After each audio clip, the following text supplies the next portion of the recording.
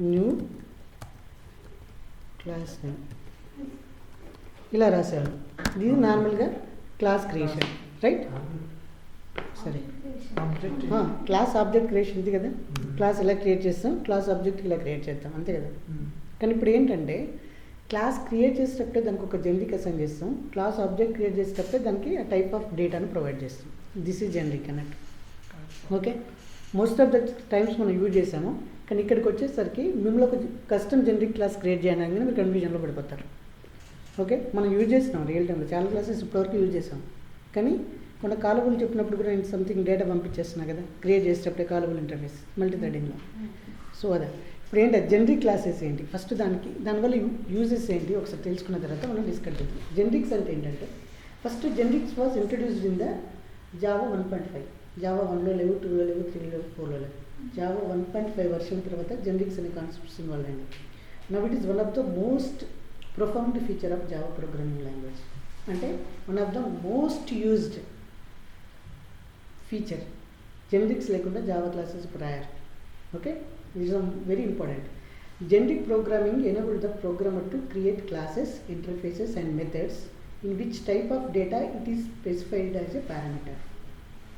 Generics ఏం చేస్తాయి, మనం క్లాసెస్ని, ఇంటర్ఫేసెస్ని, మెథడ్స్ని క్రియేట్ చేయడానికి యూజ్ చేస్తాం జనరిక్.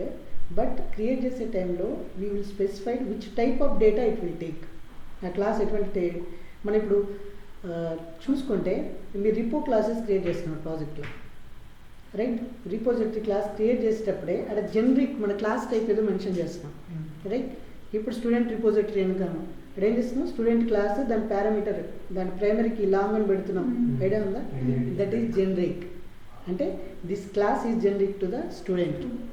ఓకే, అంటే మనం క్రియేట్ చేసేటప్పుడే దానికి ఏమర్థం అవుతుంది, okay I have to perform actions and student entity. Okay, అంతే కదా, student entity, student table, the same way. So generics వల్ల యూజెస్ ఏంటి, జెనరిక్స్ ప్రొవైడ్ చేయకపోతారు ఏంటి ప్రాబ్లం అంటే, generics provide the type safety కదా. మనం టైప్ ముందే మెన్షన్ చేస్తున్నాం. నువ్వు వేరే టైప్ ఆఫ్ ఆబ్జెక్ట్ పంపించావు అనుకో, అదేం చేస్తుంది, కంపైల్ ఎర్రర్ ఇస్తుంది. So I'm expecting student save చేసేటప్పుడు స్టూడెంట్ ఆబ్జెక్ట్ పంపించాలి, కానీ సెండింగ్ సమ్ అదర్ ఆబ్జెక్ట్. ఇప్పుడు ఏం చేస్తుంది, I need a student object అని కంపైల్ ఎర్రర్ ఇచ్చేస్తుంది. దీనివల్ల సేఫ్టీ ఉన్నట్టు కదా, రన్ టైంలో ఎర్రర్ రావడం కన్నా we will get error on the compile time. Okay, compile టైంలో మనకి ఎర్రర్ వచ్చేస్తుంది. సో జెనరిక్స్ ఎలా క్రియేట్ చేస్తారని అంటే, ఇది నార్మల్గా క్లాస్ ఆబ్జెక్ట్ క్రియేషన్ కదా. జెనరిక్స్ ఎలా క్రియేట్ చేస్తారు, same class name. Okay, object is class name, తర్వాత ఇక్కడ టైప్ ఆఫ్ డేటా, ఇక్కడ టైప్ ఆఫ్ అంటే టైప్ ఆఫ్ క్లాస్ అనొచ్చు, డేటా టైప్ అనొచ్చు, డేటా టైప్. ఓకే, ఇక్కడ data type. Next object is object, same class name ఉంటుంది, ఆబ్జెక్ట్స్లో same difference ఏమి ఉండదు. ఇక్కడ ఏంటి, new, same class name of data type. So ఇది అంటే క్లాస్ క్రియేట్, ఇది ఆబ్జెక్ట్ క్రియేట్ చేసేటప్పుడు ఈ సింటాక్స్ ఫాలో అవుతాం. ఓకే, క్లాస్ క్రియేట్ చేసేటప్పుడు ఎలా అనేది చూద్దాము. ఆబ్జెక్ట్ క్రియేట్ చేసేటప్పుడు ఈ సింటాక్స్ ఫాలో, అంటే మనం క్రియేట్ చేసేటప్పుడే డేటా టైప్ ఏంటో మెన్షన్ చేస్తున్నాం. సో ఆర్ ఇలా కాకుండా we have another syntax. Okay, same copy paste చేసి we can remove this data type. ఎందుకు, ఆల్రెడీ మెన్షన్ చేస్తున్నావు కదా, కంపైలర్ కెన్ అండర్స్టాండ్. దీన్ని ఏమంటారంటే డైమండ్ ఆపరేటర్ అంటారు. What is diamond operator in Java అని అడుగుతారు. ఓకే, కానీ జెనరిక్స్ 1.5లో ఇంట్రడ్యూస్ అయినాయి. ఓకే, ఈ డైమండ్ ఆపరేటర్ వచ్చేసి 1.7లో వచ్చింది. ఓకే, డైమండ్ ఆపరేటర్ ఎక్కడ వచ్చిందంటే 1.7లో ఇంట్రడ్యూస్ అయింది. ఓకే, అంటే ఎందుకు ఆల్రెడీ టైప్ మెన్షన్ చేస్తున్నావు, నువ్వు ఇక్కడ మెన్షన్ చేయలేదని అంటే సేమ్ టైప్ నాకు అర్థమవుతుందని చెప్పి దీన్ని తీసేశారు, కోడ్ రెడ్యూస్ చేయడానికి ట్రై చేశారు, అంతే కదా. ఇంత రీసైజ్ చేస్తే కోడ్ అంత కన్వీనియంట్గా ఉంటుంది. ఎక్కువ లైన్స్ రాసే బదులు తక్కువ లైన్లో కోడ్ రాస్తే క్లియర్ కదా, right? So this is type. Okay, response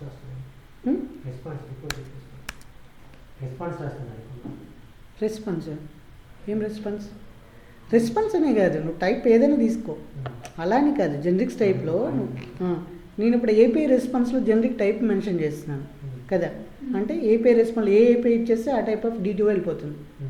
అది కూడా జనరిక్, అది కూడా జనరిక్స్ కదా.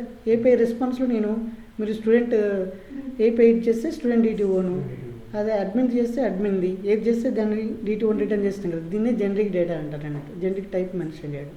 ఓకే, నెక్స్ట్ క్లాస్ ఎలా క్రియేట్ చేయాలి. Okay, this is object creation.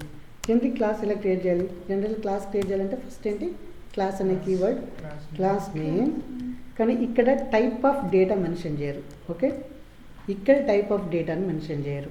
Okay, జనరిక్గా ఉండాలి కాబట్టి ఇది ఏం చేస్తారంటే they will mention the T. Okay, text కాదు, డోంట్ ఏం మీరు థింక్ చేయకండి, టీ అంతే. ఓకే, టీ ఏంటి అనేది మర్చిపోండి. టీ జస్ట్ ఒక వర్డ్ తీసుకున్నారు. ఈ టీ ఎందుకంటే ఇక్కడ నేను డేటా టైప్ మెన్షన్ చేశానంటే ఏమవుతుంది, ఆ క్లాస్ ఓన్లీ ఆ టైప్నే తీసేసుకుంటుంది, రైట్, ఎవ్రీ టైం. కానీ ఇక్కడ నేను ఏం చేస్తాను, ఇప్పుడు డేటాను ఇక్కడ డేటా టైప్ స్ట్రింగ్ పాస్ చేస్తాను ఆబ్జెక్ట్ క్రియేట్ చేసేటప్పుడు. నెక్స్ట్ ఇంటీజర్ పాస్ చేశాను అనుకో, అది స్ట్రింగ్ తీసుకుంటుంది, ఇంటీజర్ని తీసుకుంటుంది. ఓకే, అందుకే దీన్ని జనరిక్ అంటారు అన్నట్టు. అంటే ఏ టైప్ ఇచ్చేసినా ఆ టైప్ నువ్వు ఇక్కడ ఏదైతే టైప్ మెన్షన్ చేస్తావో ఆ టైప్ని అది అలౌ చేస్తుంది. ఓకే, ఇక్కడ ఇచ్చే టైపే ఇక్కడ ఇచ్చే టీ అన్నట్టు. ఓకేనా, ఒక ఎగ్జాంపుల్ చూస్తే మీకు అర్థమవుతుంది, right.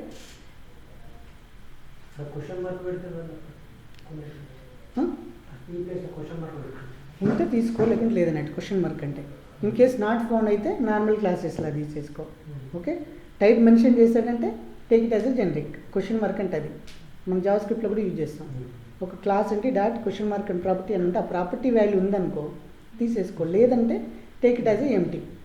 Okay, that is the question mark meaning. Okay, so ఇక్కడ ఇలా చేయొచ్చు. We can have the multiple generics also. అంటే ఇలా క్లాస్ నేమ్ ఇక్కడ T1 T2 ఇలా సో అండ్ సో ఇలా మల్టిపుల్ జనరిక్స్ని కూడా తీసేసుకోవచ్చు. అంటే మల్టిపుల్ క్లాస్ టైప్స్ని కూడా తీసుకోవచ్చు. దీన్ని ఏమంటారంటే మల్టిపుల్ జనరిక్స్ టైప్ క్లాస్ అని అంటారు. ఓకే, నెక్స్ట్ ఓన్లీ క్లాస్ని మనం తీసుకోవచ్చా, can't we take interface generics. ఇంటర్ఫేస్ని జనరిక్ తీసుకోవచ్చా, we can take, no worries. Interface కూడా we can create as a generics. ఎలా తీసుకోవాలి, interface name. Okay, interface name type of T. దీంట్లో అబ్స్ట్రాక్ట్ మెథడ్స్ ఉంటాయి.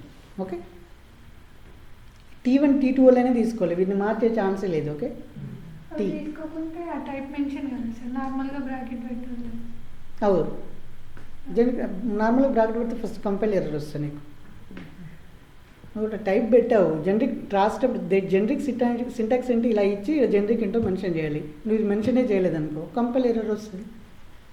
నువ్వు దాన్ని పెట్టేది ఎందుకు, I want to provide generic data type, కానీ అదే పెట్టలేదు అనుకో కంపైల్ ఎర్రర్ ఏం చేస్తుంది, నా అప్పుడు నార్మల్ క్లాస్ రాసుకొని అడుగుతుంది, why you are adding less than and greater than symbol అని అడుగుతుంది. If you are adding provide the generic type, లేదు అని అంటే నార్మల్ క్లాసెస్ క్రియేట్ చేసుకో, రైట్. సో అది ఎగ్జాంపుల్ ఒక క్లాస్ చూద్దాం. ఇప్పుడు అర్థమైంది కదా క్లాసెస్ ఏంటి, జనరిక్స్ ఎలా క్రియేట్ చేయాలని. ఓకే, జస్ట్ క్లాస్ క్రియేషన్లో డేటా టైప్ అంటే ఆబ్జెక్ట్ క్రియేషన్లో డేటా టైప్ ఇన్వాల్వ్ అవుతుంది, అదే డేటా టైప్ ఇక్కడికి ఫార్వర్డ్ అవుతుంది.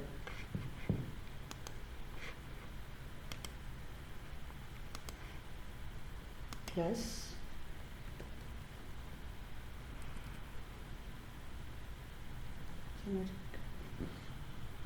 జనరిక్ అని తీసుకున్నాం class. Okay, don't take the predefined class. ఇప్పుడు ఒక క్లాస్ తీసుకున్నాం. ఓకే, ఈ క్లాస్ని ఏం చేస్తున్నానంటే ఇక్కడ I'll mention tea. Okay,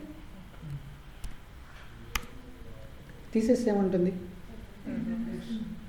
okay compile error వచ్చిందా, నువ్వు మెన్షన్ చేసేది జనరిక్ మెన్షన్ చేయడం, టీ మెన్షన్ చేసా capital, don't take it small T. Okay, ఇప్పుడు ఏంటి నాకు జనరిక్ ఉంది, ఇప్పుడు నేనేం చేయాలి, ఇక్కడ నా ఉద్దేశం ఏంటంటే ఇక్కడ నాకు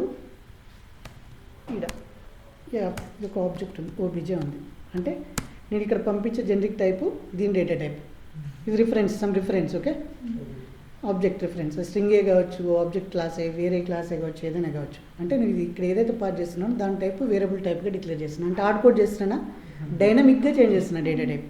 జనరిక్స్ వల్ల ఇప్పుడు ఉపయోగం అంటే మనకి డైనమిక్గా డేటా టైప్ చేంజ్ అవుతుంది కదా. ఇదివరకు క్లాస్లో ఇక్కడ క్లాస్ నేమ్ రాసాం, దాని డేటా టైప్ హార్డ్ కోడ్ చేసేసాం, రైట్. ఓన్లీ ఆ ప్రాపర్టీ ఎప్పుడు అదే టైప్ తీసుకుంటుంది. డైనమిక్గా మారే ఛాన్స్ ఉంటుందా? లేదు. ఇక్కడ మాత్రం మనం ఇంటీజర్ ఇస్తే ఇంటీజర్ టైప్ తీసుకుంటుంది, అది స్ట్రింగ్ ఇస్తే స్ట్రింగ్ టైప్ని తీసేసుకుంటుంది, వేరియబుల్. ఓకే. ఇప్పుడు కన్స్ట్రక్టర్లో ఏం చేస్తా అంటే సేమ్ కన్స్ట్రక్టర్ మనకు తెలుసు కదా.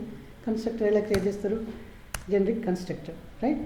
ఈ కన్స్ట్రక్టర్లో ఇక్కడ టైప్ పాస్ చేస్తాం, ఎందుకంటే ఇక్కడ పంపిస్తున్నా కదా, ఆ టైప్ ఇక్కడ వచ్చేస్తుంది, రైట్. టైప్ దీన్ని సమ్ ఆబ్జెక్ట్ అనుకుంటున్నాం. ఇప్పుడు ఏం చేస్తుంది దీన్ని? This dot object is equal to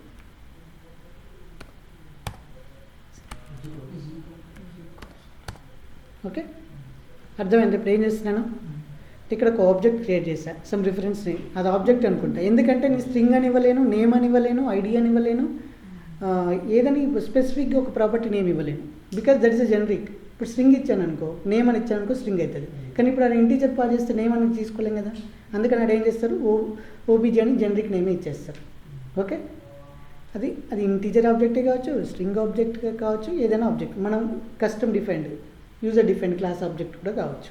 అది ఏదైతే ఆబ్జెక్ట్ ఈ కన్స్ట్రక్టర్ పాస్ చేస్తామో ఆ కన్స్ట్రక్టర్ని తీసుకొచ్చి సెట్ చేస్తాం. ఓకే. అంటే ఇప్పుడు ఈ క్లాస్కి ఈ ప్రాపర్టీ సెట్ అయిపోయింది. ఓకే. మరి ఇప్పుడు గెటర్ సెట్టర్స్ ఎలా రాయండి దీనికి? మనకు తెలుసు కదా. తర్వాత ప్రాపర్టీ ఉంటే కన్స్ట్రక్టర్ ఉంటుంది, కన్స్ట్రక్టర్ తర్వాత మన అబ్వియస్లో రాయాల్సిందంటే సెట్టర్స్ గెటర్స్. గెటర్స్ ఎలా రాస్తాం? పబ్లిక్ ఇది రిటర్న్ టైప్ ఏంటి? Get OBJ, right. Property name అదే కదా.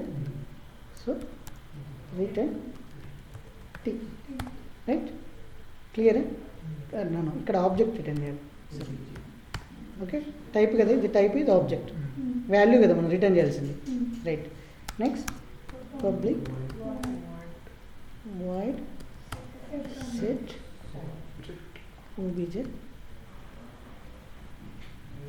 type of t or is equal to this dot obj is equal to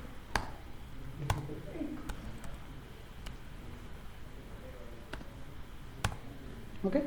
This is setter and getter. ఇప్పుడు నార్మల్ క్లాస్ క్రియేట్ అయింది, కాకపోతే ఏమైంది, డేటా టైప్ ఇక్కడ direct mention చేయకుండా నేను జనరిక్గా పాస్ చేస్తున్నా, ఆబ్జెక్ట్ క్రియేట్ చేసే టైంలో పాస్ చేస్తున్నా, అదే టైప్ ఇక్కడికి వచ్చి దానికి సెట్ అవుతుంది.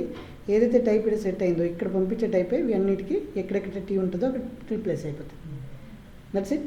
This is a generic way, good way కదా. అంటే మనం డైరెక్ట్ డేటా టైప్ను మెన్షన్ చేయకుండా ఇక్కడ ఏం చేస్తున్నాం, డైనమిక్గా డేటా టైప్ను పాస్ చేస్తున్నాం. ఓకే. ఇప్పుడు చూద్దాం. ఇప్పుడు నేను దీనికి ఒక డెమో క్లాస్ క్రియేట్ చేస్తాను.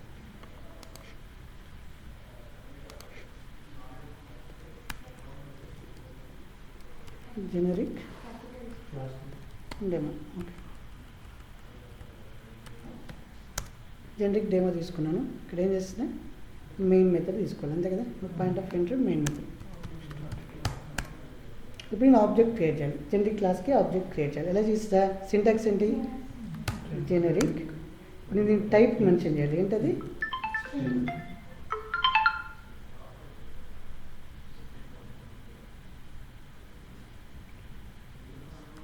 స్ట్రింగ్. ఓకే. ఇదేంటి, నేమ్ అనుకుంటున్నాం, ప్లస్ స్ట్రింగ్ కదా. ఇప్పుడు ఇది నేమ్ అవుతుంది ఆబ్జెక్ట్. ఓకే. ఏంటి నెక్స్ట్ ఏం చేయాలి, new class name generic. Okay. ఇక్కడ వాల్యూ పాస్ చేయాలి, ఏం సాయి అని పాస్ చేస్తాం. ఓకే. స్ట్రింగ్ ఆబ్జెక్ట్ పాస్ చేస్తున్నాం, అంతే కదా, రైట్. ఇప్పుడు వీ కెన్ రిమూవ్ దిస్. ఇటు కంప్లైంట్ ఏం చేయాలి, బై డిఫాల్ట్గా అది ఇస్తుంది. You remove it. ఓకే. ఇక్కడ ఏంటి, సీస్ అవుట్ పెట్టేసి నేమ్, రైట్. ఇప్పుడు సాయి అనే ప్రాపర్టీ చేశాను, ఇది నేమ్ వచ్చింది. ఈ నేమ్ అనేది అది ఆబ్జెక్ట్, స్ట్రింగ్ కాబట్టి డైరెక్ట్ ప్రింట్ చేయొచ్చు. లేదు ఇప్పుడు ఏంటి, ఈ నేమ్ అనే ఆబ్జెక్ట్ యూజ్ చేసి సిస్ అవుట్ నేమ్ డాట్, ఇక్కడ ఏమున్నాయి, గెట్ ఆబ్జెక్ట్ ఉంది కదా. గెట్ ఆబ్జెక్ట్లో మనకి ఏం రిటర్న్ చేస్తుంది, స్ట్రింగ్నే రిటర్న్ చేస్తుంది. ఓకే. ఇది ఆబ్జెక్ట్, ప్రింట్ అయింది ఆబ్జెక్ట్. ఓకే. ఇది ఆబ్జెక్ట్ కదా, దీన్ని ఓబీజీ అని తీసుకున్నాం, object. Okay. Object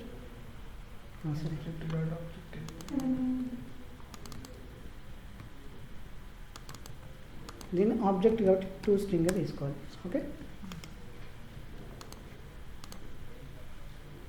okay. Object to string ఫామ్లో రావట్లేదు, టూ స్ట్రింగ్ ఫామ్లో రాకుంటే ఏం చేయాలి మనం ఇక్కడికి వెళ్ళి జనరిక్ క్లాస్లో ఇక్కడ టూ స్ట్రింగ్ను ఓవర్ రైడ్ చేయాలి. టూ స్ట్రింగ్ అనే మెథడ్ ఉంటుంది. ఎక్కడి నుండి వస్తుంది టూ స్ట్రింగ్, విచ్ క్లాస్ నుండి వస్తుంది? ఆబ్జెక్ట్ క్లాస్ నుండి వస్తుంది. ఏ క్లాస్ నెక్స్ట్ టైం చేయకపోతే ఓవర్ రైడ్ అంటే ఏ క్లాస్ నుండి వస్తున్నట్టు? ఆబ్జెక్ట్ క్లాస్ నుంచి వస్తుంది. ఓకే,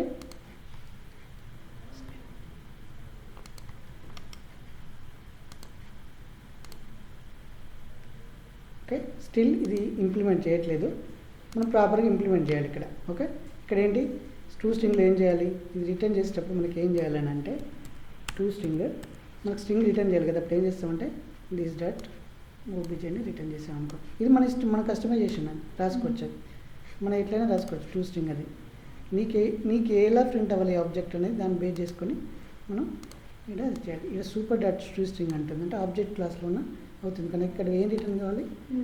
ఓబీజీ, అంతే కదా. దిస్ డాట్ నార్మల్గా తీసుకోవాలి. అది జనరిక్ టైప్ కదా, జనరిక్ టైప్ను అది మీరు వేరే టైప్ వచ్చిందనుకో ఇప్పుడు స్ట్రింగ్లో తీసేసుకోరు కదా. కరెక్టే, ఇక్కడ జనరిక్ని మనం ఇది ఎక్స్ప్లెయిన్ చేయాలి. ఇది ఓకే, దీనికి ప్రస్తుతానికి వదిలేండి. ఎందుకంటే ఇప్పుడు ఇది ఆల్వేస్ స్ట్రింగే వస్తుందని ఏం లేదు కదా. ఇది ఆల్వేస్ స్ట్రింగే వస్తుందని ఏం లేదు ఇప్పుడు, రైట్. కానీ ఇక్కడ టూ స్ట్రింగ్కి ఇది ఉండదు. ఇలా ఉందనుకో టూ స్ట్రింగ్ కాదు, అది మనకి టీ మార్చలేం. ఎందుకంటే ఇది ఆల్రెడీ ఫ్రీ డిఫైన్డ్ మెథడ్. ఇందా ఓవర్ రైడింగ్ అంటే ఏమని చెప్పాను? పేరెంట్ క్లాస్లో చైల్డ్ క్లాస్లో same return type same method name అన్నీ ఉండాలి. కానీ ఇప్పుడు టూ స్ట్రింగ్ కాదు కదా, సో మన ఓన్ స్ట్రింగ్ అయిపోతుంది. ఇప్పుడు అది మనం అలా రాసామనుకో, సో దాన్ని వదిలేసేయండి. ఇక్కడ ఇప్పుడు మన ఇక్కడ ప్రింట్ అవుతుంది కదా, దాని నుంచి మనకు అనవసరం. ఇప్పుడు ఆబ్జెక్ట్ వచ్చింది, ఆబ్జెక్ట్లో సాయి అనేది ప్రింట్ అయింది, గెట్ ఆబ్జెక్ట్ అనగానే. It the same way I take this. So ఇప్పుడు ఏం చేస్తే ఇక్కడ I pass the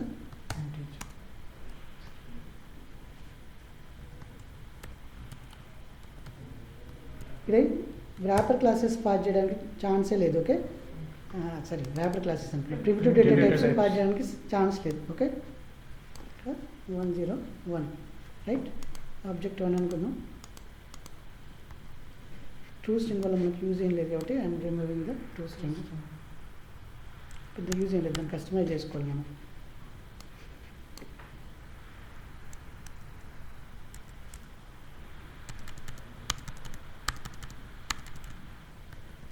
okay, so అది ఇంటీజర్ అలౌట్ చేస్తుంది, స్ట్రింగ్ అలౌట్ చేస్తుంది.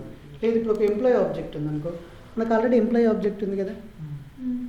సో ఎంప్లాయీ ఆబ్జెక్ట్ ఉంది. ఇప్పుడు ఏం చేస్తాను నేను, ఎంప్లాయీ ఆల్రెడీ క్రియేట్ చేసి పెట్టాను, రైట్. మన ప్రీవియస్ డేమోలో ఎంప్లాయీ అనే క్లాస్ ఉంది, అక్కడ కనిపిస్తుందా పక్క దాంట్లో ఎంప్లాయీ క్లాస్? ఎంప్లాయీ ఉంది కదా, ఎంప్లాయీ.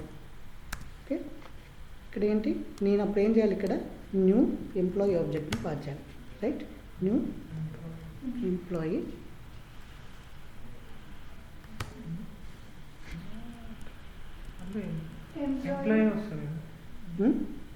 టైప్ వాల్యూ పంపించాలి. ఇది వాల్యూ కదా, ఇది ఆబ్జెక్ట్ పంపించాలి.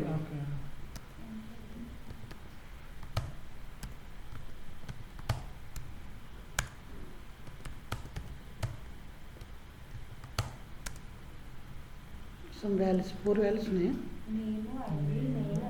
ID, email, address.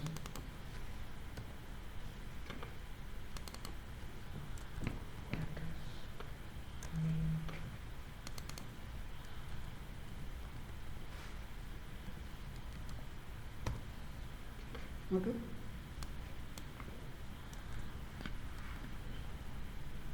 మిస్ అయిందా?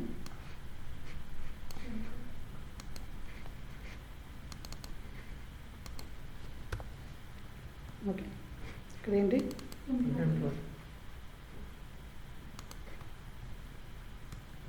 రైట్. ఆల్రెడీ ఓబీజీ 1 ఉంది కాబట్టి టేక్ 2. ఓకే, ఇప్పుడు గెట్ అన్నప్పుడు ఏమవుతుంది, ఇక్కడ ఆబ్జెక్ట్ వస్తుంది, ఇక్కడ రైట్.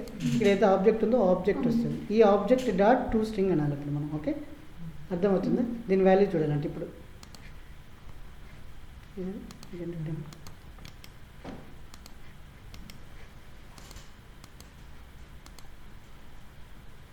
ఇక్కడ ఎంప్లాయీ ఆబ్జెక్ట్ వచ్చింది, ఎందుకంటే మనకు ఆబ్జెక్ట్ పాస్ చేసాం కాబట్టి. ఈ ఆబ్జెక్ట్ వచ్చిన తర్వాత దీని ఏంటి టు స్ట్రింగ్ అప్లై చేయొచ్చు మనం, అంతే కదా. ఆ ఆబ్జెక్ట్ వచ్చింది, 2 లైన్స్ రాయడం ఎందుకని చెప్పి అక్కడ నేను పాస్ చేసిన. కాకపోతే ఇక్కడ టు స్ట్రింగ్ లేదు. ఇప్పుడు ఇక్కడ ఏం చేద్దాం, we have to over right the to string. Okay, ఇది 2 స్ట్రింగ్స్ ఏంటంటే ఆటోమేటిక్ ఇలా అవుతుంది. ఇలా రాయకుండా మీరు ఏం చేయండి అంటే, ఇది సూపర్ క్లాస్ నుండి వస్తుంది. దీన్ని రైట్ క్లిక్ చేసి సోర్స్లోకి వెళ్ళి జనరేట్ 2 స్ట్రింగ్స్ అంటే ఇక్కడ జనరేట్ 2 స్ట్రింగ్స్ మెథడ్ ఉందా, ఇది ప్రాపర్గా వేరియబుల్స్ తీసేసుకొని జనరేట్ చేస్తుంది. మీకు కావాల్సిన 2 స్ట్రింగ్స్ని జనరేట్ చేస్తుంది. ఓకే, ఇప్పుడు నీట్గా 2 స్ట్రింగ్స్ అనగానే నేమ్ ఏంటిది, ఐడి ఏంటి అనేది డిప్లై అవుతుంది. ఇలా చేసుకోవడం బెటర్గా. ఇప్పుడు 2 స్ట్రింగ్ అన్నాను అనుకో, ఇప్పుడు ఏమవుతుంది, ఆబ్జెక్ట్ రిఫరెన్స్ రాకుండా మనకు ఓకే సాయి అడ్రస్ ఈమెయిల్ వచ్చేసింది. రైట్, 2 స్ట్రింగ్ నీట్గా ఉంది కదా రిప్రజెంట్ చేయడానికి. ఇది మీరు ఎలానే రాసుకోవచ్చు, ఇలానే కాకుండా దట్స్ 2 స్ట్రింగ్స్ ఇంప్లిమెంటేషన్ అనేది మీ ఓన్ వే. ఓకే, సో డిఫాల్ట్గా అయితే ఇలా వచ్చేస్తుంది. సో ఇక్కడ నేను అదే ఒక క్లాస్కి స్ట్రింగ్ పాస్ చేస్తా, ఇంటీజర్ పాస్ చేస్తా, యూజర్ డిఫరెంట్ క్లాస్ పాస్ చేస్తా. Okay, let's say I have 2 properties ఉన్నాయి అనుకోండి. సో ప్రస్తుతానికి ఏం చేస్తా, దీన్ని నేను హోల్డ్లో పెట్టేస్తున్నా. ఇక్కడ నేను ఏంటంటే జనరిక్లో I'll take one more property. Okay, నేను అందుకే ఆబ్జెక్ట్ 1 అనుకుంటున్నాను, దీన్ని T1 అని అనుకుంటున్నాను. ఓకే, ఈ T1 ఇక్కడ T1 ఉంది కాబట్టి T1 ఎక్కడ వస్తుంది, ఓకే T1, ఎందుకంటే ఇప్పుడు 2 ప్రాపర్టీస్ ఉన్నప్పుడు. ఓకే, సేమ్ వే ఇక్కడ ఏం చేయాలి, T1 O1 అనుకున్నాం. ఓకే, ఇది కేర్ఫుల్గా మరి దేనికి అసైన్ చేస్తున్నారు అనేది కేర్ఫుల్గా చేయాలి. ఓకే, వీటికి కూడా సెటర్ గెటర్స్ రాసుకోవాలి. ఇది టైప్ చేంజ్ అయింది కదా OBJ1, దీన్ని కూడా సెటర్ గెటర్స్. రైట్, అంతే కదా. ఇంకో ప్రాపర్టీ కదా, ఇది ఒక ప్రాపర్టీ, దీనికి ఒక ప్రాపర్టీ, దీనికి కూడా సెటర్ గెటర్స్ ఉండాల్సిందే, అంతే కదా. మనం క్లాస్లో 2 ప్రాపర్టీస్ ఉన్నప్పుడు 2 చేసుకోవాల్సింది.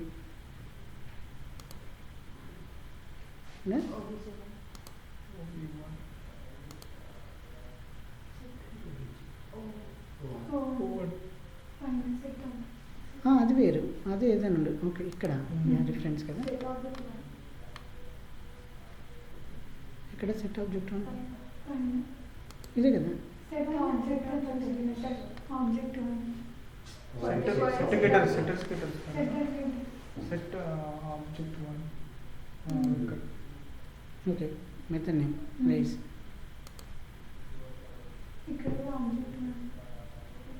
నో కింద రాంగ్, మీరు ఏం చెప్తున్నారు. Okay, this is the first way. Okay, నేను కాపీ పేస్ట్ చేస్తున్నా, ఇక్కడ మార్చాలి, అంతే కదా.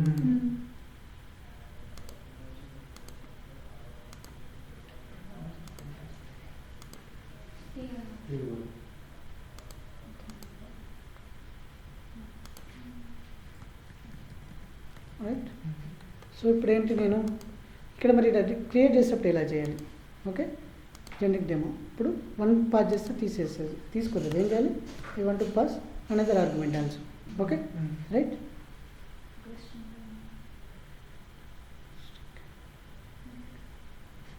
టూ ఉన్నాయి కదా, ఇన్కరెక్ట్ ఏంటి.